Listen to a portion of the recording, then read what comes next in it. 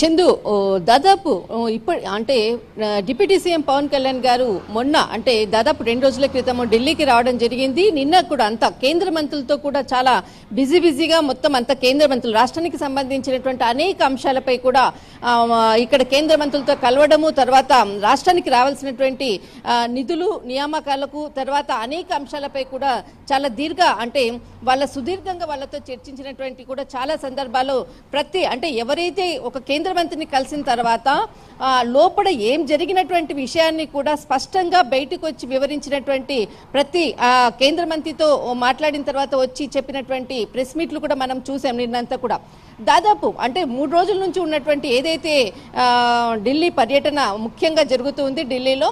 అయితే ఈ రోజు ఇప్పుడే కొద్దిసేపటి క్రితమే పర్యావరణ శాఖ మంత్రి భూపేందర్ సింగ్ యాదవ్తో కూడా సమావేశమయ్యారు. దాదాపు 25 నిమిషాల పాటు జరిగినటువంటి ఈ సమావేశంలో రాష్ట్రానికి సంబంధించినటువంటి రెడ్ స్మగ్లింగ్కి సంబంధించినటువంటి తర్వాత అనేక అంశాలపై ఇంతకుముందు అక్కడ అంటే ఏదైతే శేషాచలం అడవులు అనుకోవచ్చు, తర్వాత ఇతర రాష్ట్రాల నుంచి ఏదైతే అక్కడి నుంచి చాలా రెడ్స్ అంటే ఎర్రచందనంకి సంబంధించినటువంటి అనేక అంశాలు కూడా చాలా స్మగ్లింగ్ జరుగుతున్నటువంటి అంశాలపై కూడా ఇక్కడ రాష్ట్రానికి సంబంధించినటువంటి అనేక అంశాలు కూడా ఇక్కడ చర్చించినట్లు కూడా ఇప్పుడే ఇందాకే ప్రెస్ మీట్లో కూడా చెప్పడం జరిగింది.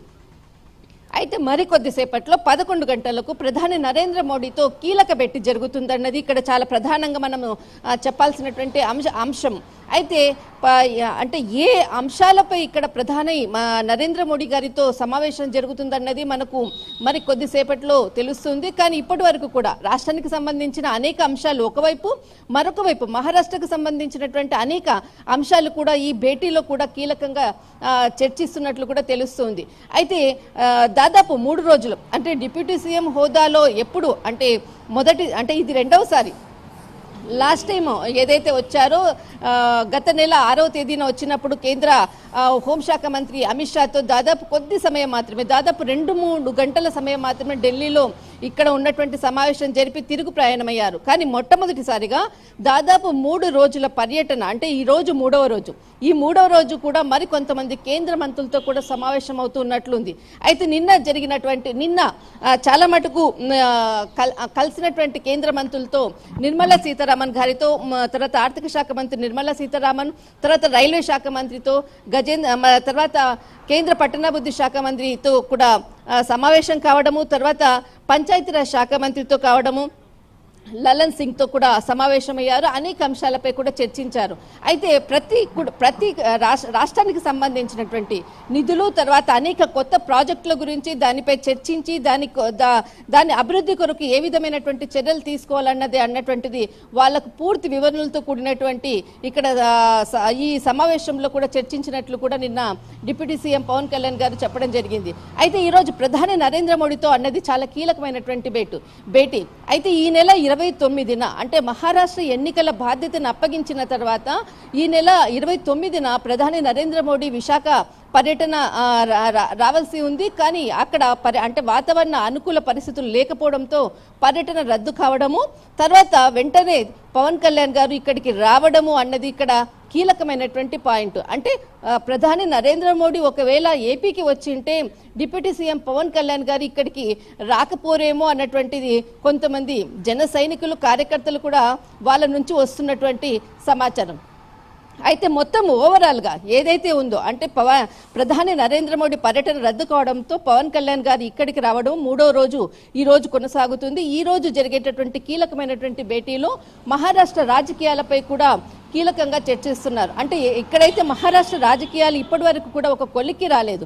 అయితే మొత్తం మీద మాత్రము ఈ రోజు ఒక డెసిషన్ అంటే ఈ రోజు మాత్రం ఒక ఫైనలైజ్ మాత్రం అవుతుంది అన్నటువంటిది ఒక సమాచారం అయితే ఉంది. అయితే మొత్తం మీద రేపు లేదంటే ఎల్లుండి రోజు మాత్రం ఎవరు మహారాష్ట్ర సీఎం అన్నది మాత్రం ప్రమాణ స్వీకారం జరుగుతుందని అంటున్నారు. కానీ ఇప్పటి వరకు కూడా అంటే ప్రధాని నరేంద్ర మోడీతో సమావేశం తర్వాత కూడా మరి కొంతమంది నాయకులతో సమావేశము కాబోతున్నారని తెలుస్తూ ఉంది. కానీ ఈ రోజు కూడా ఢిల్లీలోనే ఉండబోతున్నారు అన్నటువంటి ఉన్నది. అయితే ఇక్కడి నుంచి మహారాష్ట్రకు వెళ్తారా లేకపోతే ఢిల్లీ నుంచి ఆంధ్రప్రదేశ్కి వెళ్తారా అన్నది మాత్రం ఇంకొక క్లియర్ మనకు సమాచారం రావాల్సింది.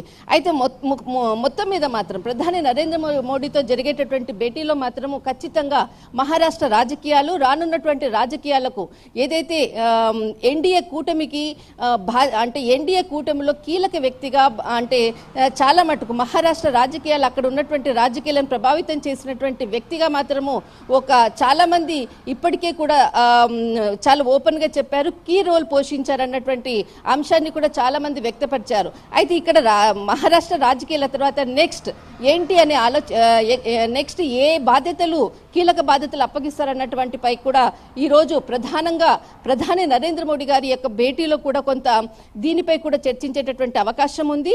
తర్వాత ఆదానికి సంబంధించినటువంటి ఏదైతే ఏదైతే అంశం ఉందో దీనిపై కూడా, తర్వాత రాష్ట్రానికి సంబంధించినటువంటి ప్రధానంగా ఏదైతే తనకు ఇష్టమైనటువంటి గ్రామ పంచాయతీ ఏదైతే శాఖ ఉందో, పంచాయతీరాజ్ శాఖ ఉందో, తర్వాత పర్యావరణము రాష్ట్రానికి తన శాఖకు రావాల్సినటువంటి అనేక అంశాలపై కూడా చర్చిస్తున్నారు.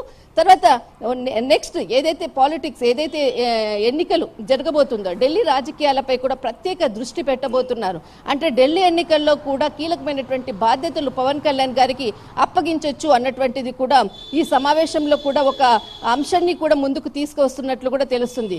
దీని తర్వాత నెక్స్ట్ తమిళనాడు, అంటే ఒక రాష్ట్రము మహారాష్ట్ర టార్గెట్ కంప్లీట్ అయిన తర్వాత నెక్స్ట్ బాధ్యతలు ఢిల్లీ రాజకీయాలను మాత్రము పవన్ కళ్యాణ్ గారికి అప్పగించేటటువంటి అవకాశము ఈ సమావేశంలో కీలకంగా కూడా చర్చిస్తున్నట్లు ఉంది.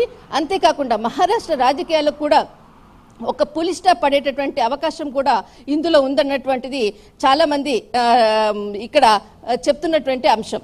అయితే ముఖ్యంగా టోటల్ ఎంటైర్ 3 రోజుల పర్యటన ఈ రోజు 3వ రోజు కొనసాగుతుంది. మరి ఈ రోజు నుంచి రేపు కూడా ఇక్కడే ఉంటారా లేదా అన్నది కూడా మనకు తెలియాల్సి ఉంది చందు. అయితే కలా ఇప్పుడు ఏపీలో మనం చూసుకుంటే కనుక ఎన్డీఏ ప్రభుత్వం రావడానికి ఒక రకంగా మేజర్ రోల్ ప్లే చేసింది మాత్రం డెఫినెట్గా అది పవన్ కళ్యాణ్ మాత్రమే.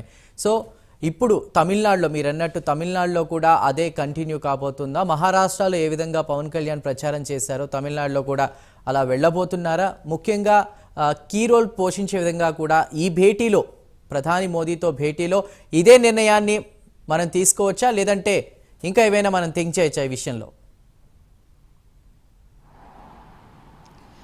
చందు, ఇక్కడ ప్రధానంగా ఇందాకే చాలా అంశాలపై కూడా మాట్లాడారు. అంటే రాష్ట్రానికి సంబంధించినటువంటి ఆదానికి సంబంధించినటువంటి అంశము, తర్వాత ఏదైతే బంగ్లాదేశ్లో ఉన్నటువంటి అక్కడ ఉన్నటువంటి హిందువులపై దాడులు జరుగుతుంటే ఎవరు కూడా అంటే హైదరాబాద్ నుంచి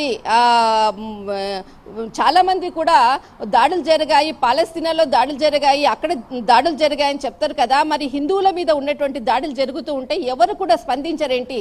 దీనిపై నేను ఖచ్చితంగా స్పందిస్తాను అంటూ కూడా ఒక చాలా స్పష్టంగా కూడా చెప్పడం జరిగింది. అయితే ఇక్కడ మొత్తం మీద అంటే ఓవరాల్ గా ఇక్కడ మహారాష్ట్ర రాజకీయాలది కీ రోల్ పోషించారు. తర్వాత ఇప్పుడు ఢిల్లీ రాజకీయాలపై కూడా ప్రత్యేకమైనటువంటి దృష్టి కేంద్రీకరిస్తారు అన్నటువంటిది కూడా ఉంది. ఇదే విషయాన్ని కూడా ప్రధాని నరేంద్ర మోడీ గారు, తర్వాత అమిత్ షా గారు కూడా ఇక్కడ ఈ యొక్క కీలక భేటీలో మాత్రం ఖచ్చితంగా కూడా పవన్ కళ్యాణ్ గారిని కోరే విధంగా కూడా కోరనున్నట్లు కూడా తెలుస్తుంది. అంతేకాకుండా తమిళనాడు రాజకీయాలపై కూడా దాదాపు ఇంకొక సంవత్సరన్నర మధ్య కాలం ఉన్నది. ఈ రాజకీయాలకు సంబంధించిన దాన్ని కూడా మొత్తము బాధ్యతలు కూడా తమిళనాడు బాధ్యతలు కూడా పవన్ కళ్యాణ్ గారికి అప్పగించేటటువంటి అవకాశం కూడా ఉంది. దీన్ని మొత్తం మీద అయితే మహారాష్ట్ర ఎన్నికల సంబంధించినటువంటి ఏదైతే శుభం కార్డ్ అంటే సీఎం పదవి ఎవరన్నది నిర్ణయించిన తర్వాత దాని తర్వాత ఢిల్లీ యొక్క బాధ్యతలు మాత్రం అప్పగించే అవకాశాలు ఉన్నట్లు ఇక్కడ రాజకీయ విశ్లేషకులు తెలియజేస్తున్నారు. Right, thank you.